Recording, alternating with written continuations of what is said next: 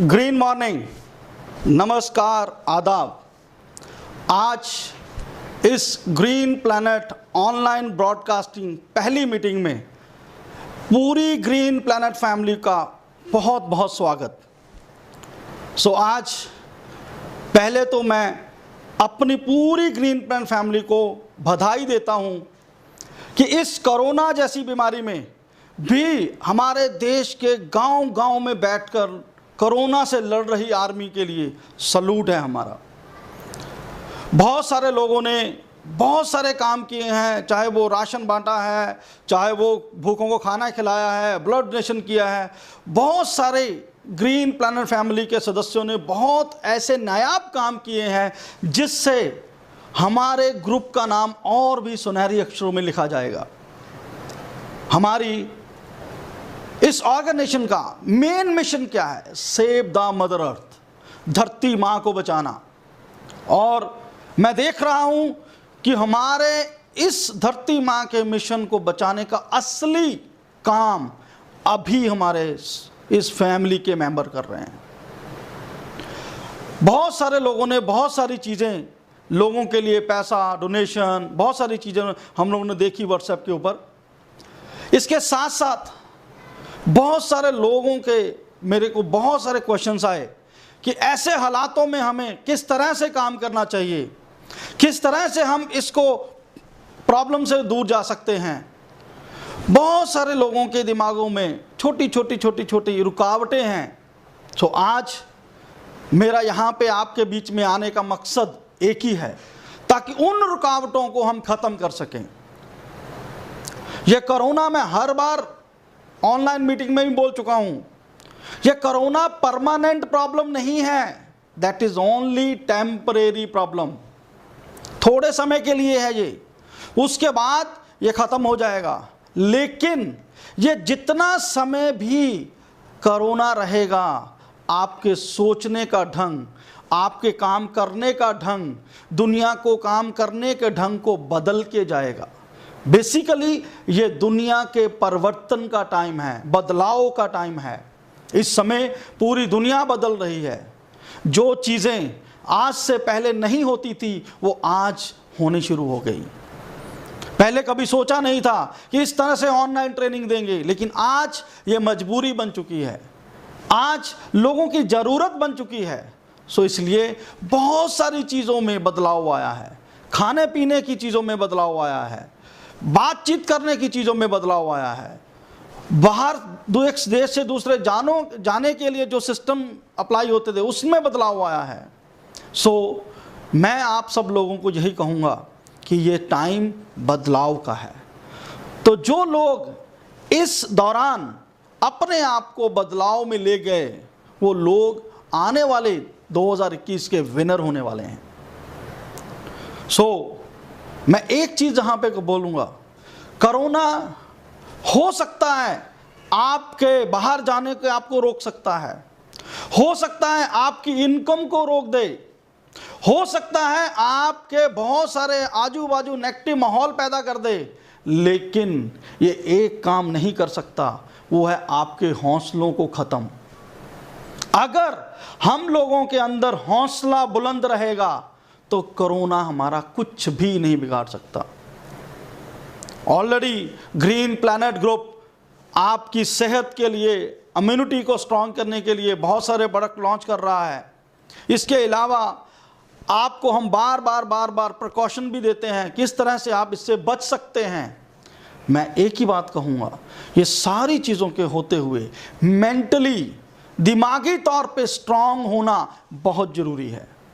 अगर आप दिमागी तौर पे स्ट्रॉन्ग हो तो आप इस लड़ाई को बहुत आसानी से, आराम से जीत जाओगे, बड़ी आसानी से। जो चीज़ आपको बहुत बड़ा पहाड़ दिखाई दे रही है, उसको रत्ती भर भी आपकी ताकत नहीं लगेगी जिसको जीतने के लिए।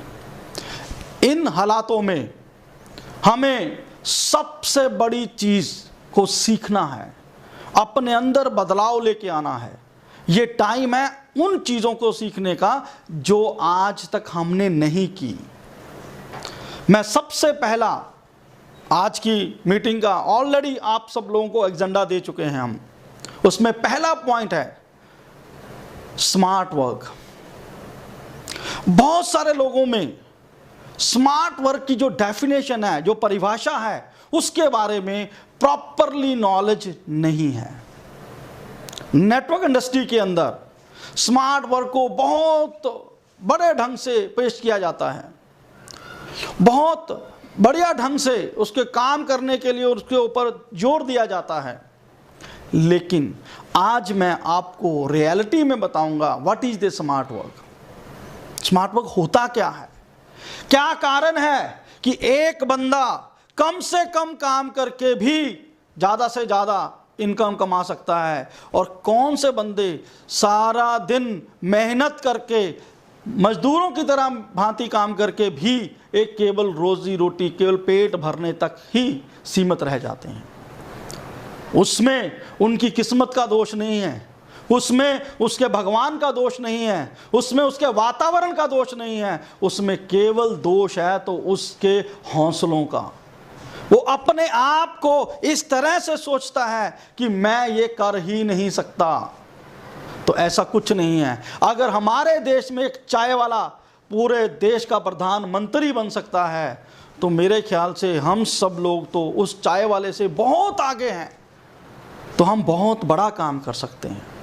तो हमें सबसे पहले स्मार्ट वर्क होता क्या है उसको सीखना बहुत जरूरी है। नॉर्मली हमारी इंडस्ट्री में स्मार्ट वर्क को क्या कहा जाता है कि भाई 2 बंदे लगाए और अपनी टीम बिल्ड की, स्मार्ट वर्क हो गया, दैट्स ऑल। केवल ज्वाइनिंग करने को ही स्मार्ट वर्क बोला जाता है। नहीं, वो स्मार्ट वर्क नहीं है। वो केवल भीड़ इकट्ठी करना है कि हाँ हमने अपने 10, 15, 20, 100 लोगों की टीम बना ली है, वो भीड़ इकट्ठी हो गई है। तो भीड़ में और स्मार्ट वर्क में बहुत फर्क होता है। जब भी कभी दंगे होते हैं तो भीड़ करके जाती है, पता भी नहीं चलता कितनी दुनिया कहाँ से आई, कहाँ से वो दंगा करके चली गई। लेकिन जब बड़े बड़े मैच होते हैं वहाँ पे लाखों लोग आते हैं, मैच देखने के लिए आते हैं और देख के चले जाते हैं, और बहुत इजी ढंग से आते हैं और इजी ढंग से चले जाते हैं। That is a smart work. So smart work को पहले सोचना और समझना बहुत जरूरी है। स्मार्ट वर्क क्या है? स्मार्ट वर्क है आप अपने जो दिन में काम कर रहे हो उनके घंटों को बढ़ाना। स्मार्ट वर्क का यह मतलब नहीं है कि आपने एक बार काम किया और कहानी खत्म। लेकिन मेरे जो भाई हैं, मेरे दोस्त हैं, जो मेरे बुजुर्ग हैं, बच्चे हैं, वो यही समझते हैं कि वन टाइम काम किया और उसके बाद में घर में बैठे बैठे बैठे हमें जो एफडी से पैसा आएगा वो स्मार्ट वर्क है। नहीं, वो स्मार्ट वर्क नहीं है। स्मार्ट वर्क ये है कि अगर एक इंसान दिन में 8 घंटे काम कर रहा है, हाउ कैन अप्लाई टू 16 घंटे या 24 घंटे या 200 घंटे में किस तरह से हम अप्लाई कर सकते हैं। और बहुत सारे लोग इस चीज़ को बहुत अच्छी तरह से जानते हैं कि मैं 2 लोगों को जोड़ूंगा, वो भी 8-8 घंटा काम करेंगे और आराम से वे 24 घंटे का काम हो सकता है। जोड़ने पे अलग बात है, काम करने पे अलग बात है। सो स्मार्ट वर्क का बेसिक फंडा क्या होता है कि आपने काम तो 8 घंटे ही करना है, लेकिन वो 8 घंटा किस तरह से काम करना है ये बहुत इंपॉर्टेंट है। बहुत सारे लोगों को ये भी नहीं पता कि स्मार्ट वर्क और हार्ड वर्क में क्या अंतर है। स्मार्ट वर्क क्या है और हार्ड वर्क क्या है? दोनों कंडीशनों में हमें 8 से 10 घंटे ही काम करना होता है। स्मार्ट वर्क में भी 8 से 10 घंटे काम करते हैं, हार्ड वर्क में भी हम 8 से 10 घंटे काम करते हैं, पर दोनों में अंतर क्या है? हार्ड वर्क में हम लोग फिजिकली हम ज़्यादा काम करते हैं, मेंटली कम करते हैं। लेकिन जो स्मार्ट वर्क है उसमें हम लोग ज़्यादा से ज़्यादा मेंटली काम करते हैं, इमोशनली काम करते हैं, उसमें फिजिकली कम होता है और उसका आउटपुट ज़्यादा रहता है। हार्ड वर्क से जितना आपकी मेहनत, आपका शरीर जितना आपका मैक्सिमम से मैक्सिमम दे सकता है उतना ही दे सकता है। लेकिन स्मार्ट वर्क एक ऐसा सिस्टम है कि जिससे आप अपनी ही तरह के हजारों घंटे काम कर सकते हो। लेकिन बहुत सारे लोग ये समझते हैं कि हम 2 लोग हमने लगा दिए और हमारा काम खत्म हो गया, अब हमें घर पे बैठ जाना है, उसके बाद में वो 2 लोग काम करेंगे और पैसा आएगा।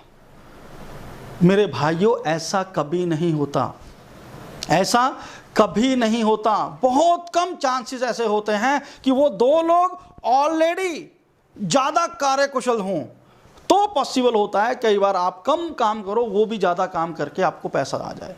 लेकिन 99% लोगों को अपनी टीम को बिल्ड करना पड़ता है, अपनी टीम को तैयार करना पड़ता है। जो आज आप जितने बड़े बड़े बिजनेसमैनों को देख रहे हो, रिलायंस, अदानी, टाटा, इन लोगों के पास क्या है? केवल स्मार्ट वर्क। ये लोग स्मार्ट वर्क के जरिए अपनी टीम को बिल्ड करते हैं। एक अंबानी नहीं है, उसकी कंपनी में जितने मैनेजर हैं, जितने भी लोग हैं, वो सारे के सारे अंबानी हैं। लेकिन आपके आगे केवल दिखता एक अंबानी है। बेसिक हर इंडस्ट्री के अंदर जितनी भी मैनेजमेंट है, जितने भी जो लोग उसमें मेहनत कर रहे हैं, अगर आप उसमें डुप्लीकेट अपने आप को कर पाओ, उतने तरह के अंबानी पैदा होते हैं, उतने तरह के टाटा उसके अंदर काम कर रहे हैं, उसके तरह के उतने अदानी काम कर रहे हैं। सो जितने ज़्यादा आपकी फोटोकॉपीज आपकी टीम के अंदर होंगी, उतना ही ज़्यादा आपको जल्दी पैसा आएगा, उतना ही आप स्मार्ट वर्क कर पाओगे। सो स्मार्ट वर्क के लिए उसके प्रोटोकॉल्स हैं। स्मार्ट वर्क का मकसद केवल एक नहीं है कि भैया मैंने 2 ज्वाइनिंग लगा दी और काम खत्म हो गया। स्मार्ट वर्क का मकसद है अपनी टीम को बिल्ड करना, अपने आप को डुप्लीकेट करना। यह स्मार्ट वर्क है। हमें चिंता करनी है लोगों की, उनको बिल्ड करने में, उनको तैयार करना है, उनको डुप्लीकेट करना है। बहुत सारे लोग अपने आप को डुप्लीकेट नहीं कर पाते, जिसके कारण उनको पैसा नहीं आता और फिर वो ऑर्गेनाइजेशन को या फिर उस सिस्टम को कोसते हैं कि हम लोग इस सिस्टम से पैसा नहीं कमा सके या इस ऑर्गेनाइजेशन से पैसा नहीं कमा सके। That is the wrong. अगर आप अपने आप को डुप्लीकेट करने की ताकत रखते हो, तो आप छोटी से छोटी इंडस्ट्री को भी एक बड़ा ऑर्गेनाइज बना सकते हो। ये आपके ऊपर निर्भर करता है कि आप कितनी तरह अपनी फोटोकॉपी बनाने में काबिल हैं। अगर आपके अंदर फोटोकॉपी बनाने का दम है, तो मैं गारंटी देता हूं, आप सोच भी नहीं सकते कि इतना पैसा आप अपनी लाइफ में कमा सकते हो, इतना ज़्यादा आप ऑर्गेनाइजेशन बड़ी कर सकते हो। तो हमें फोटोकॉपी किस तरह से बनानी है, किस तरह से हमें अपने आप को डुप्लीकेट करना है, उसके ऊपर ध्यान देना बहुत ज़रूरी है। सबसे पहला पॉइंट, जब हम आप डुप्लीकेट करने की बात करते हैं, तो हमें लगता है कि हमें ग्रीन प्लैनेट के अंदर हमने आदमी का फॉर्म भर दिया, अब इसको कंपनी के साथ जोड़ दिया, कहानी खत्म, अब वो डुप्लीकेट हो गया। नहीं, वो केवल एक एडमिशन है। एडमिशन है आपके स्कूल के अंदर, आपके कॉलेज के अंदर, आपकी टीम के अंदर, उसने केवल एडमिशन लिया है। कभी ऐसा हुआ है कि पहले ही दिन एक विद्यार्थी किसी कॉलेज में दाखिल होता है और वो पहले ही दिन में अव्वल आना शुरू हो जाए, बिना पढ़ाई किए, बिना कुछ सीखे? हर एक व्यक्ति को एक प्रोसेस के अंदर निकलना पड़ता है।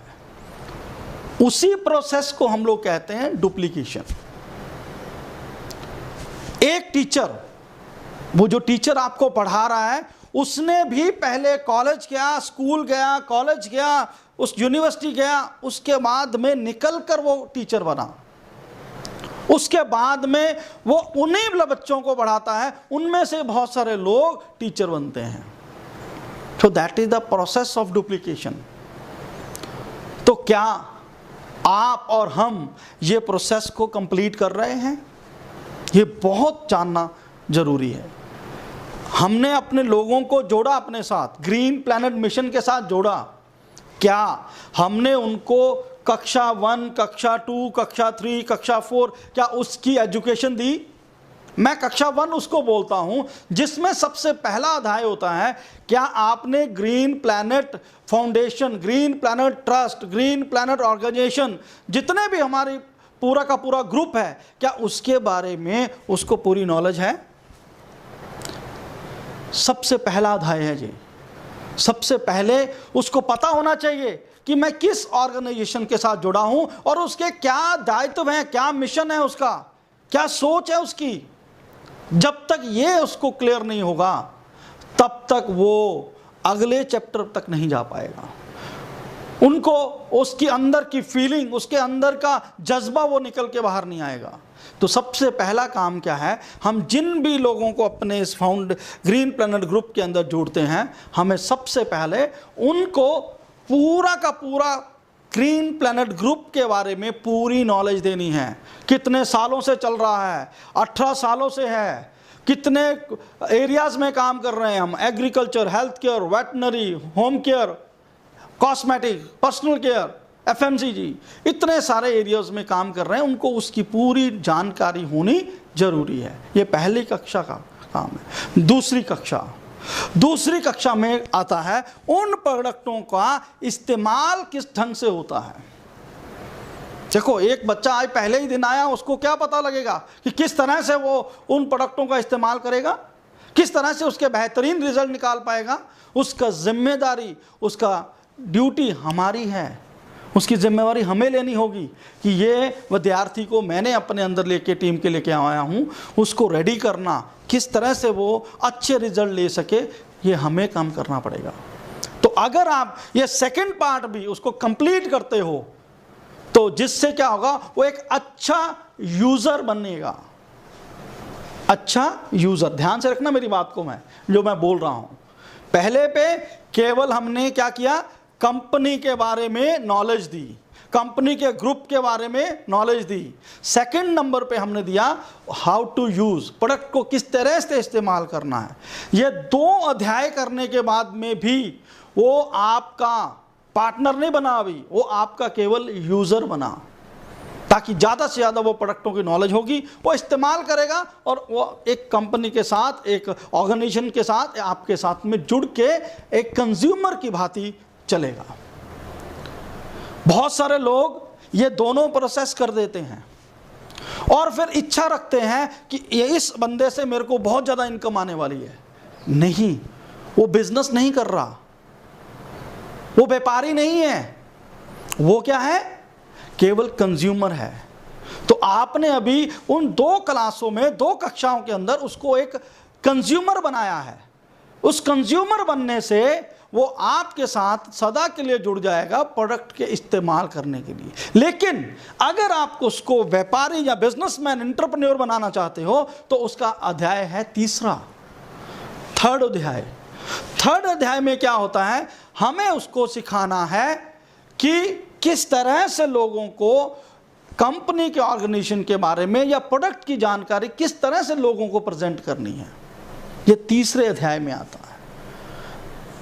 तो जब ये वो तीसरा अध्याय सीख जाएगा, किस तरह से लोगों को प्रेजेंटेशन देनी है, किस तरह से लोगों को प्रोडक्ट का इस्तेमाल का ढंग बताना है, अगर वो सीख जाता है तो तीसरे नंबर पे ये 3 कक्षा लेने के बाद में वो व्यक्ति कंज्यूमर से रिटेलर बनता है। कंज्यूमर से रिटेलर मतलब पहले क्या था, कंज्यूमर था, अब उसने एक और स्टेप आगे आ गया। तो उस स्टेप को हम बोलते हैं, कवर करने के बाद में मैं बोलता हूं दैट इज द रिटेलर। तो आपको थोड़ी सी इनकम आनी शुरू होगी, क्योंकि हो सकता है वो शुरुआत में महीने का 10,000 का सामान बेचे, मे भी 20,000 का सामान बेचे या 50,000 का भी सामान बेचे। डिपेंड करता है उसकी किस तरह की लगन है, किस तरह से आप उसको रेडी करते हो, किस तरह से आप उसको अच्छा रिटेलर बनाते हो, प्रेजेंटेशन उसकी बेस्ट करते हो। सो 3 कक्षा लेने के बाद में, 3 पड़ावों को पार करने के बाद में आप एक केवल अच्छे रिटेलर बनते हो।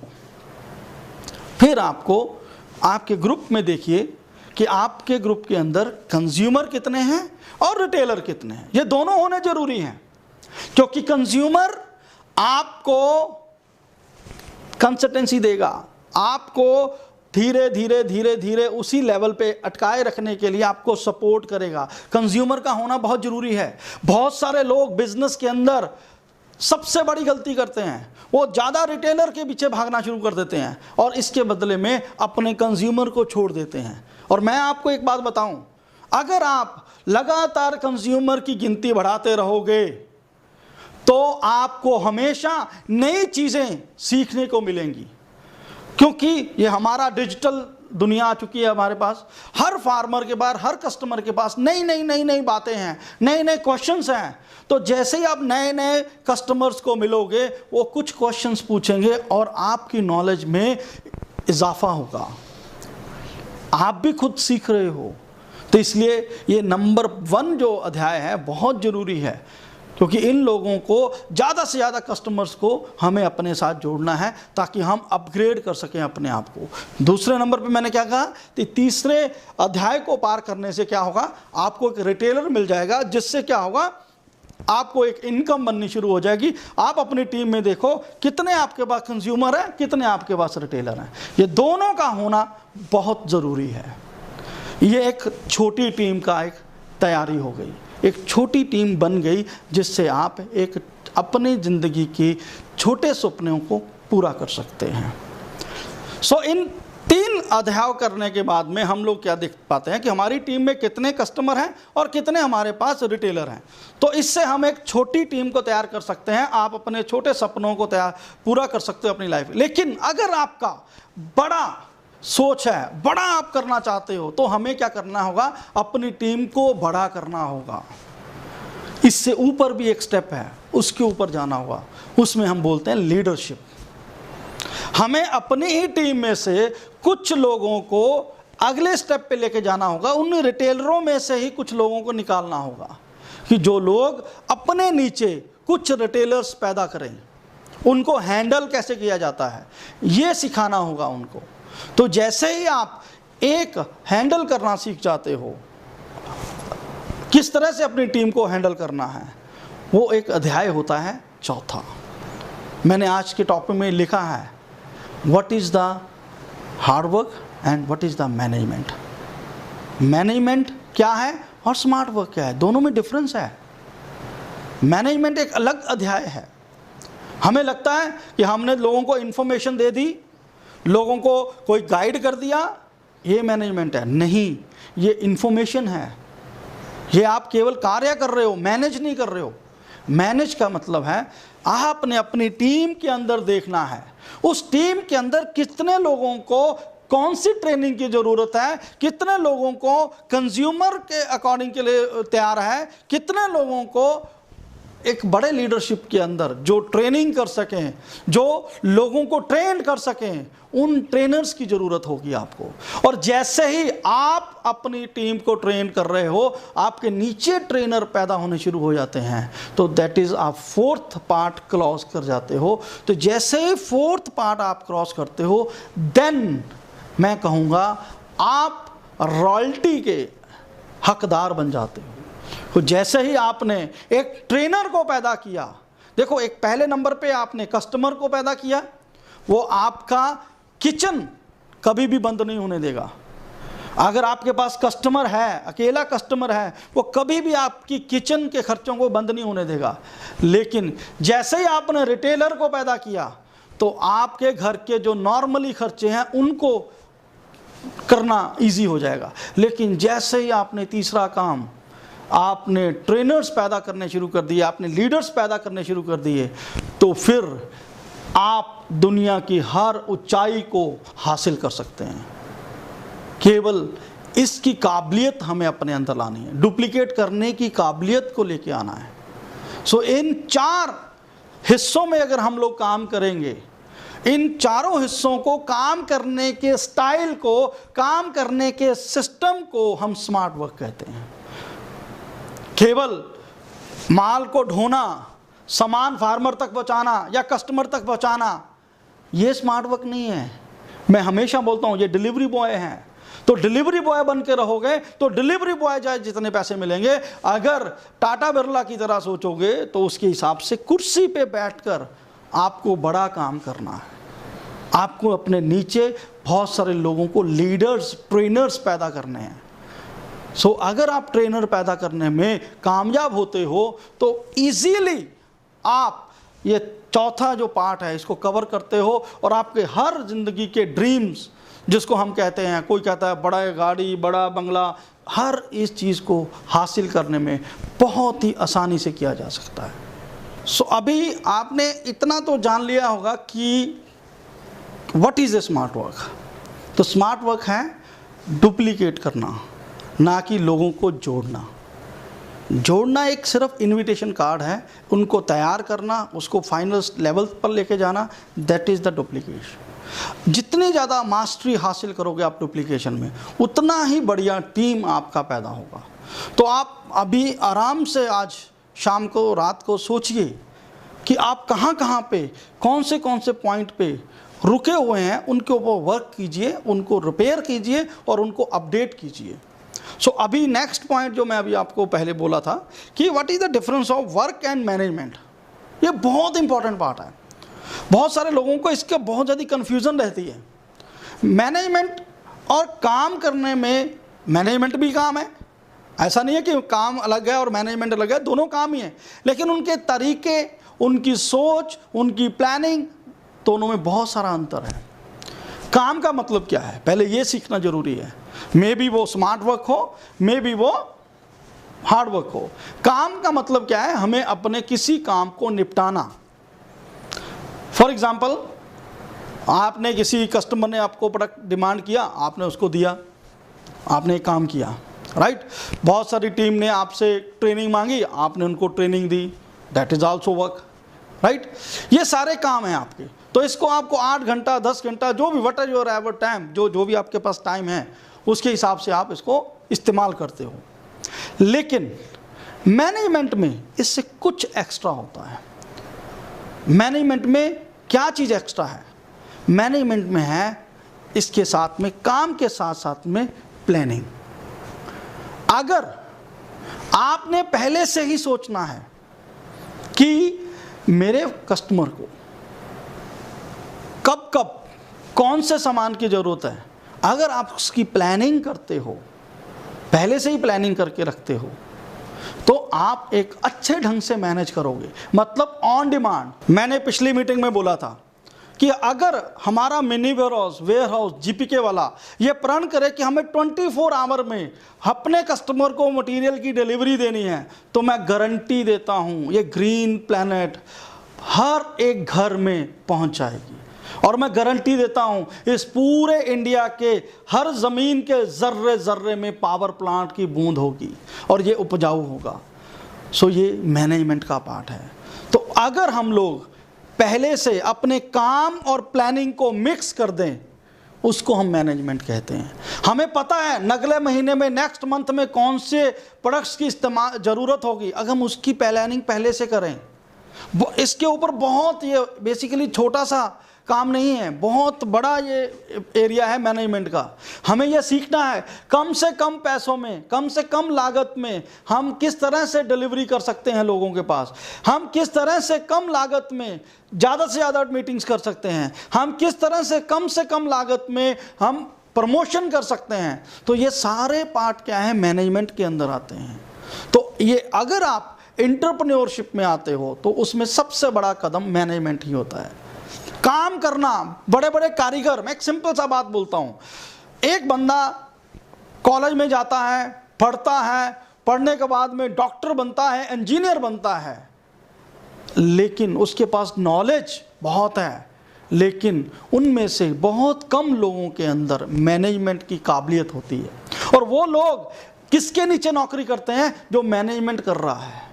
हो सकता है वो केवल 10वीं फेल हो सकता है वो 12वीं फेल हो सकता है वो नॉर्मल ग्रेजुएट हो, लेकिन उसके नीचे काम करने वाला कौन है, इंजीनियर। नॉलेज उससे ज़्यादा है लेकिन मैनेजमेंट उसके पास नहीं है। सो अगर हम लोग ज़्यादा से ज़्यादा ध्यान अपनी मैनेजमेंट के ऊपर दें, ताकि तैयार रखें कि टीम को किस तरह से किन किन चीज़ों की ज़रूरत होगी, उनको हम पहले से ही रेडी रखें, ये एक पार्ट है मैनेजमेंट का, ताकि एक पल भी हमें नुकसान ना हो, हमारी ग्रोथ किस तरह से हो सकती है, ये सारी चीज़ें मैनेजमेंट के अंदर आती हैं। सो हमें ज़्यादा से ज़्यादा ध्यान मैनेजमेंट के ऊपर देना चाहिए, और वर्क के साथ में प्लानिंग को जोड़ के दैट इज़ द मैनेजमेंट बनती है। और फ्यूचर प्लानिंग ये बहुत इंपॉर्टेंट है। फ्यूचर प्लानिंग को करना क्यों ज़रूरी है, क्योंकि एक ना एक ऐसा लक्ष्य रखना बहुत ज़रूरी होता है, जिसको देखकर आप छोटे कदम बनाते हो, जिसको देख के आप उसके पीछे चलते हो। अगर आपने फ्यूचर में सोचा है कि ये मेरा टारगेट है, उसके तक पहुंचने के आपको छोटे छोटे छोटे बेबी स्टेप बना सकते हो।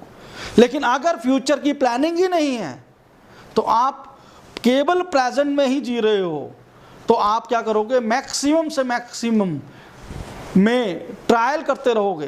हो सकता है आप जीतो या ना जीतो, लेकिन अगर प्रॉपर फुल प्लान करके फुल मैनेजमेंट के साथ आप काम करोगे तो ज़्यादा लोग सक्सेस होते हैं। यहाँ पे मैं आपको एक बात ध्यान से बताता हूँ कि आप में से बहुत सारे लोगों को ये क्वेश्चन रहता है दिमाग के अंदर कि यार कुछ लोग ऐसे हैं जो कम काम करते हैं, जल्दी समय में बहुत ज़्यादा अमीर हो जाते हैं, जहाँ कुछ लोग ऐसे हैं जो 20-20 साल काम करने के बाद में भी बहुत ज़्यादा पैसा नहीं कमा पाते। फ़र्क दोनों में यही है कि वो जो 20 साल तक वो काम कर रहा था, वो बंदा हार्डवर्क कर रहा था, वो काम कर रहा था। लेकिन जिसने 2 साल या 5 साल में काम किया, उसने मैनेजमेंट के साथ काम किया, प्लानिंग के साथ काम किया। That is the difference. So आज हमें अपने आप में सोचना है, हमें अपने आप में सोचना है, अपनी टीम के बारे में सोचना है कि किस चीज़ की कमी है मेरी टीम के अंदर। क्या प्लानिंग की कमी है, क्या मैनेजमेंट की कमी है, क्या ट्रेनिंग की कमी है, या रिटेलर की कमी है। तो इन सभी पॉइंटों को अगर आप ध्यान से करोगे तो मैं गारंटी देता हूँ आप बहुत जल्द नेक्स्ट लेवल के ऊपर काम करने वाले हो। सो आगे जो मैं अभी बताने जा रहा हूँ बहुत ही इंपॉर्टेंट बात है वो कि how can manage your team in critical situation.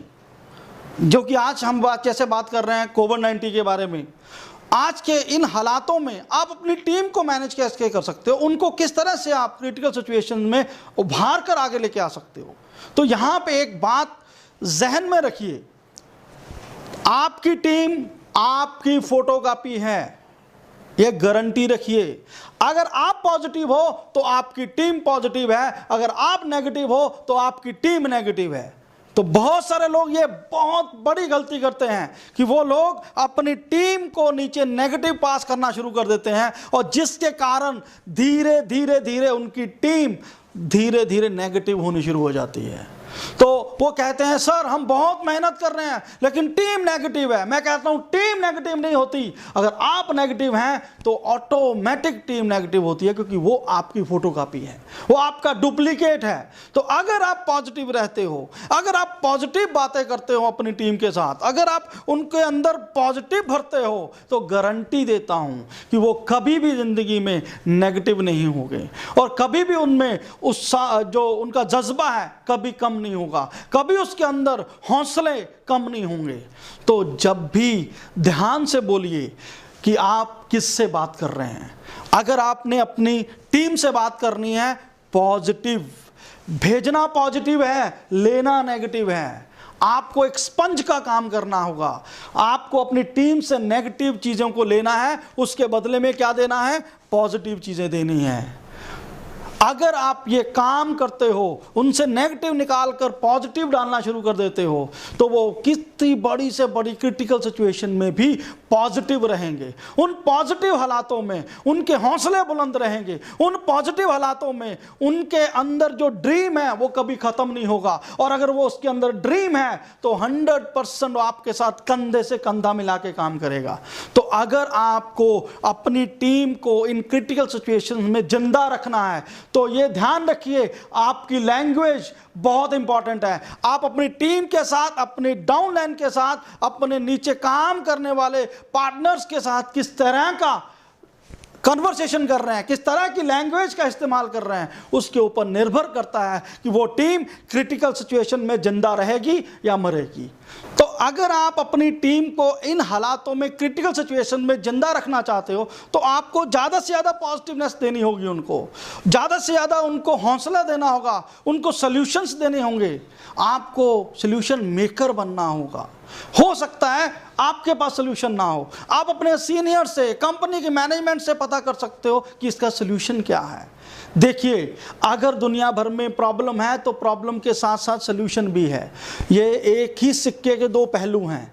अगर एक तरफ प्रॉब्लम है तो दूसरी तरफ सोल्यूशन है। दुनिया में ऐसा कुछ नहीं हुआ आज तक कि जिसका प्रॉब्लम तो आई लेकिन सोल्यूशन नहीं आया। तो इसलिए हर चीज़ का सोल्यूशन है।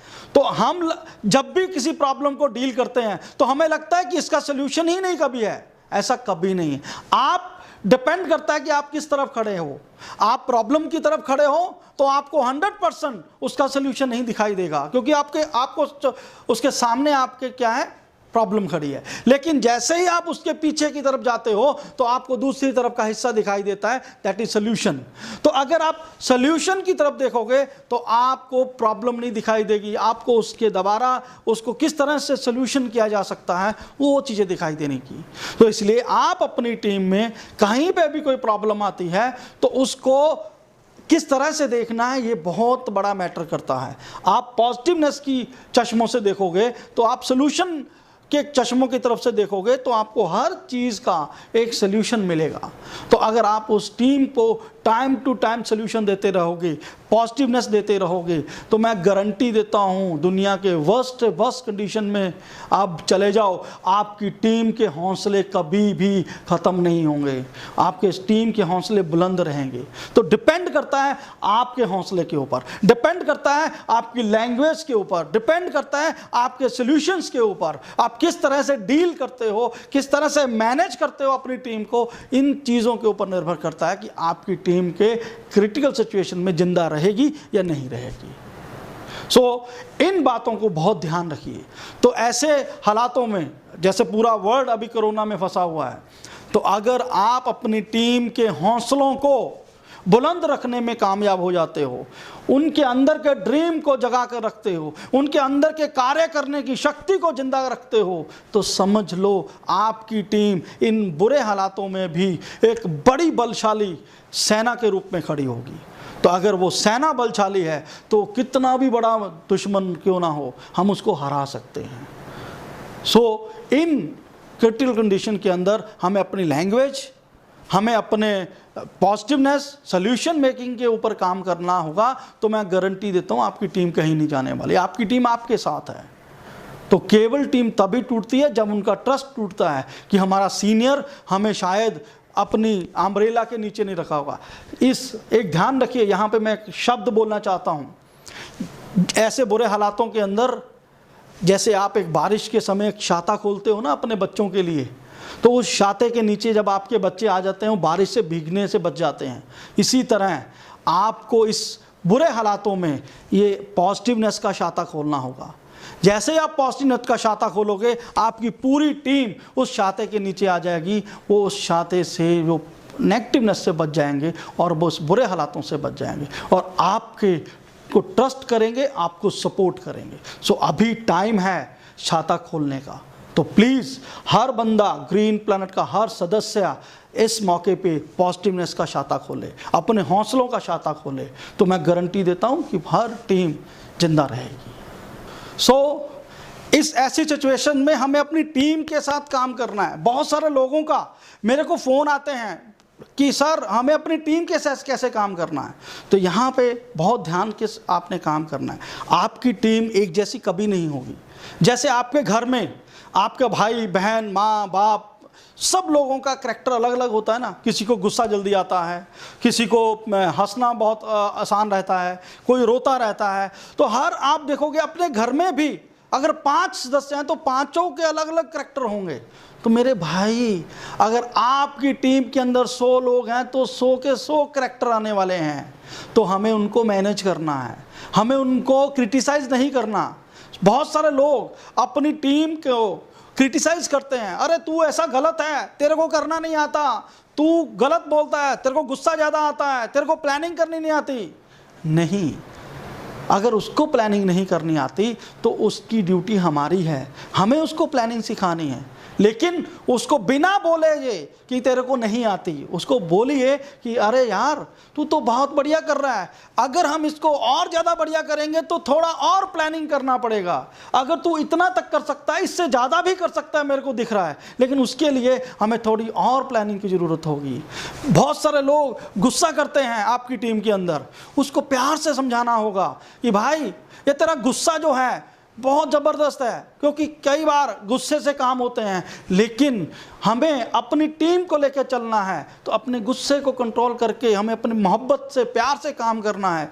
तो इस तरह एक एक करैक्टर के साथ आपको 1 बाय 1 काम करना होगा, उसकी क्वालिटीज़ को लेके काम करना होगा, क्योंकि हर बंदे के अंदर कोई ना कोई भगवान ने क्वालिटी दी है, उस क्वालिटी को उभारना होगा। आप जौहरी हो, अगर आप जौहरी का काम करोगे, उसके अंदर की क्वालिटी को उभारोगे, तो आप देखना आपकी टीम के अंदर बेस्ट से बेस्ट क्वालिटी रेडी होगी।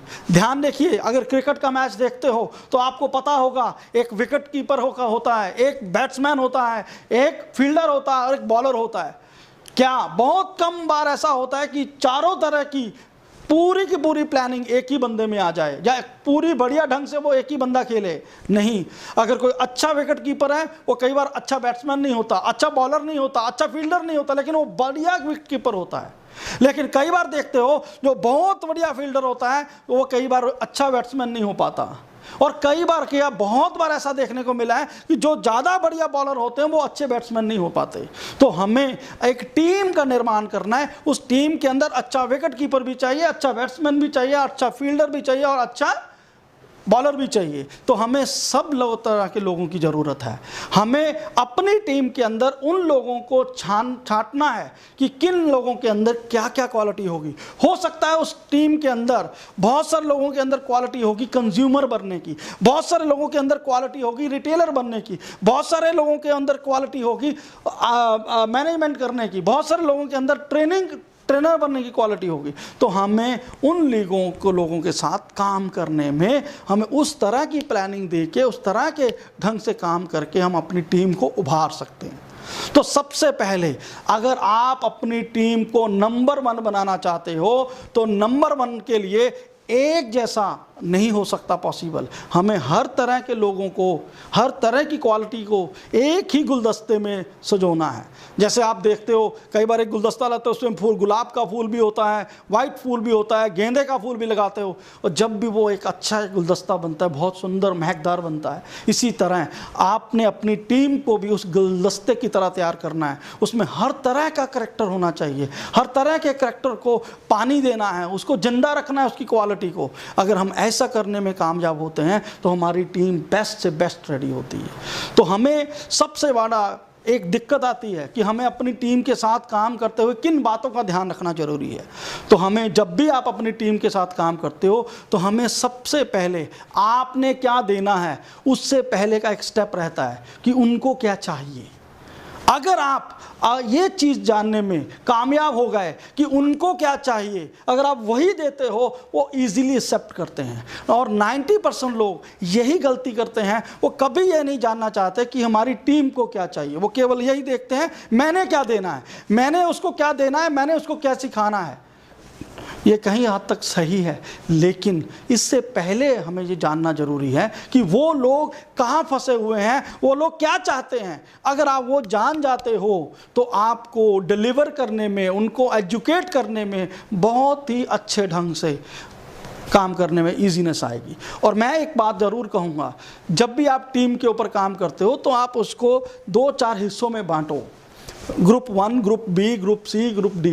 तो अगर अलग अलग ग्रुपों में बांट के आप काम करोगे, आपको बहुत ज़्यादा आसानी रहेगी कि मैंने ग्रुप ए वालों के साथ में किस तरह से डील करना है, बी वालों के साथ में कैसे डील करना है, सी वालों के साथ में कैसे डील करना है। तो हमें अपनी टीम्स को डुप्लीकेट करना, जो मैंने आपको पहले बोला अभी, कि डुप्लीकेट करने के लिए उनके अंदर की कमियों को जानना बहुत ज़रूरी है।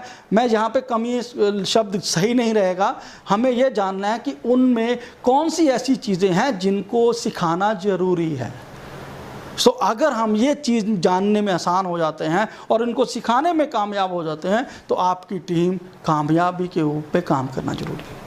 तो हमें अपनी टीम के साथ काम करते समय बहुत सारी चीज़ों का ध्यान रखना है। हमें रिस्पेक्ट सबसे बड़ी बात है। रिस्पेक्ट बहुत एक ऐसा वर्ड है, ये दिखने में बहुत बड़ा लगता है छोटा सा कि भाई रिस्पेक्ट, लेकिन एक रिस्पेक्ट वर्ड दुनिया को बदल के रख देता है। क्योंकि जब रिस्पेक्ट होगी वहाँ पे ही ट्रस्ट होगा। ये दूसरा है, जैसे मैंने आपको पहले बोला कि मुसीबत और उसका सल्यूशन, इसी तरह मैं हमेशा कहता हूँ रिस्पेक्ट के पिछले तरफ होता है ट्रस्ट। अगर इस तरफ रिस्पेक्ट है तो दूसरे तरफ ट्रस्ट होगा। तो जितनी ज़्यादा रिस्पेक्ट आप अपनी टीम को करोगे, उसके बदले में आपको वो टीम आपको ट्रस्ट देगी। तो अगर हम ज़्यादा से ज़्यादा अपने लोगों को रिस्पेक्ट देंगे, उनके जो दिल की भावनाओं को ठेस ना पहुंचाएंगे, तो वो उतना ही ट्रस्ट आपके ऊपर करेंगे। तो इसलिए मैं आज के इस सेशन के अंदर यही कहूँगा कि आप अपनी टीम के साथ मिलकर काम करो, बड़े तहे दिल से खुशी से काम करो, उनकी प्रॉब्लम को समझो। आप डॉक्टर हो अपनी टीम के, जैसे डॉक्टर एक बीमारी को ढूंढता है और ढूंढकर उसकी दवाई देता है उसको ठीक करने के लिए, इसी तरह आप अपनी टीम के डॉक्टर हो। आपको ढूंढना है कि मेरी टीम के अंदर कौन सी बीमारी है, उस ढूंढकर उसको उसकी दवा देनी है, तभी असली डॉक्टर बन पाओगे। और बढ़िया डॉक्टर तभी बनोगे जब आपकी टीम स्वस्थ होगी और अच्छी होगी। सो इन्हीं शब्दों से मैं कहूँगा कि आज के इस सेशन में हम लोगों ने ये चारों पांचों पॉइंट जो अभी किए हैं, ये बहुत महत्वपूर्ण है हमारी ज़िंदगी के लिए, महत्वपूर्ण है हमारे ग्रीन प्लैनेट परिवार को और बड़ा करने के लिए। इसी तरह आने वाले समय में मैं अलग अलग टॉपिक के ऊपर ऐसे ही वीडियोज़ मैं बनाता रहूँगा, जिसके कारण हम जहाँ पे भी अटके हुए हैं उसको हम पूरा कर सकते हैं। आप लोगों को लगता है कि कहीं पे आपको कोई टॉपिक पे आप अटके हुए हो, तो आप मेरे को बोल सकते हो, मैं उसके ऊपर आपको एक वीडियो बना के भेज सकता हूँ।